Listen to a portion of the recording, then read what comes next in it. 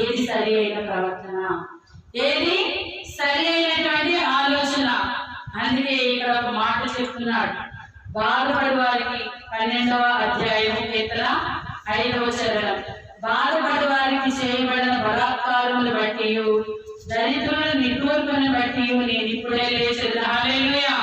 రక్షణను కోరుకున్న వారికి నేను రక్షణ కలిగి చేసేదను యెహోవా సెలవిచ్చుచున్నాడు. మీరు అనుకోవచ్చు, ఒక వ్యక్తి అనే మాట ద్వారా ఇక్కడ బాధపడుతున్నప్పుడు ఈ బాధ దేవుడు ఎందుకు చూస్తాడు? సారా సిస్టర్ ఎందుకు చెప్పింది ఇలాగా, సేవకురాలు ఎందుకు ఇలా మాట్లాడిందని అనుకున్నారు కదా. ఇక్కడ చూడండి, బాధపడే వారికి చేయబడిన బలాత్కారమును బట్టి.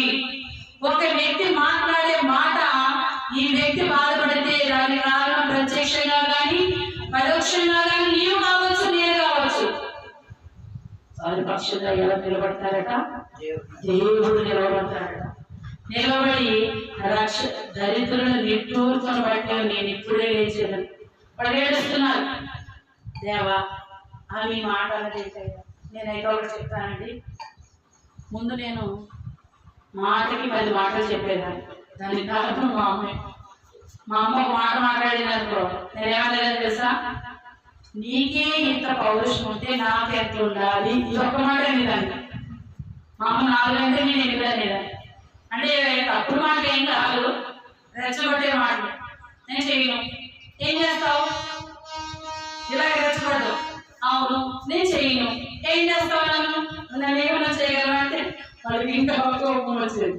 నిజంగా ఇప్పుడు మా అమ్మాయి నన్ను చూసి ఆశ్చర్యపోతుంది.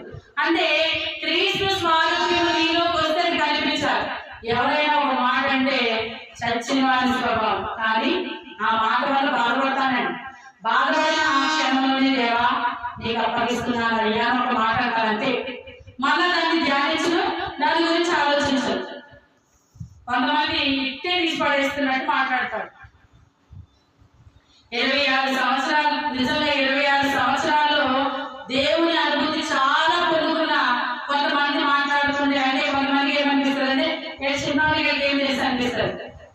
నేనైనా కాకపోతే నేను మనిషినే కదా, మాట అక్కడ చూపుమంటది, ఆన్సర్ బయటకు రాకపోయినా లోపల రికార్డింగ్ ప్రేర్ అవుతుంది. దేవా నీకు అప్పగిస్తున్నాను అంతే. దాని గురించి ఇంకొకసారి ఆలోచించండి. అందుకే దేవుడు అన్నాడేమని, నీ దిన సంచారము నేను లెక్కించి అన్నాను. హల్లెలూయా. లోపల బాధపడిపోయి మళ్ళీ దాన్ని తిట్టేసుకోకూడదు.